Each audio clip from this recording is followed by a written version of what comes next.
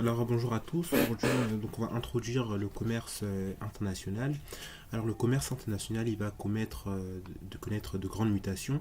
Déjà dès les années 70, on va parler d'une explosion du commerce international avec l'accroissement des échanges entre les États. Puis en 2008, il va y avoir une stagnation. On va même parler de globalization à cause de la crise des subprimes qui a durement touché les États. Le commerce international, ça va également représenter un véritable enjeu politique ou encore géopolitique. Déjà, selon Adam Smith, qui était donc un philosophe écossais, dans la recherche sur la nature et les causes de la richesse des nations en 1776, il va affirmer le grand objectif de la politique économique de chaque pays est d'augmenter sa richesse et sa puissance. Selon Mahan, le principal objectif de l'État est la conquête de marchés par des méthodes principalement combatives. Et enfin, selon Hirschman, un économiste américain, il va mettre en évidence la logique géopolitique du commerce, qui sera un moyen de dominer une autre nation et un des principaux moyens de s'enrichir. Et donc pour dominer le commerce, les États ils vont devoir choisir des politiques commerciales.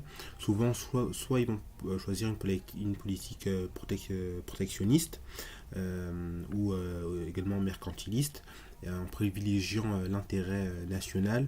Donc ils vont privilégier plutôt les exportations et au contraire ils vont réduire les importations et ils vont souvent essayer de développer des champions nationaux, donc des grandes entreprises.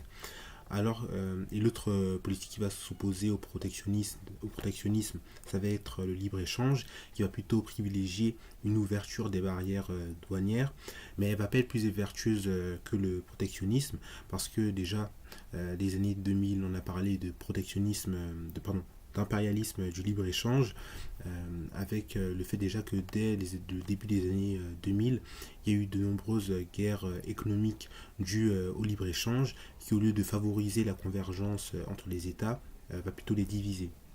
Donc là, on va entrer dans la partie A, qui est une accélération sans précédent du commerce. Donc comme je l'ai dit, on va avoir un véritable développement des échanges commerciaux dans les années 70-80.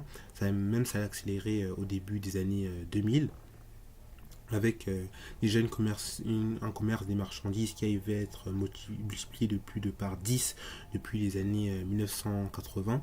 Et ça va être dû à un progrès de la technique, à l'enrichissement de la population mondiale, une baisse des coûts de transport ou encore une baisse des tarifs douaniers.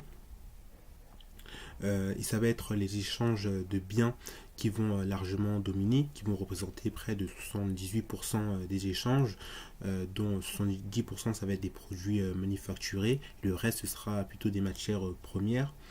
On remarque également une hausse du commerce des services qui va représenter aujourd'hui 20% du commerce pour finalement s'adapter au changement de mode de vie des populations. Mais malheureusement, depuis donc les années 2010, on va parler d'une stagnation du commerce international, déjà dû à l'essor du protectionnisme, avec déjà la crise de 2008, forcément qui a poussé les États à se renforcer, enfin la crise de 2008 des subprimes qui a poussé les États à se renfermer sur eux-mêmes. On remarque aujourd'hui par exemple que la Chine importe beaucoup moins qu'avant.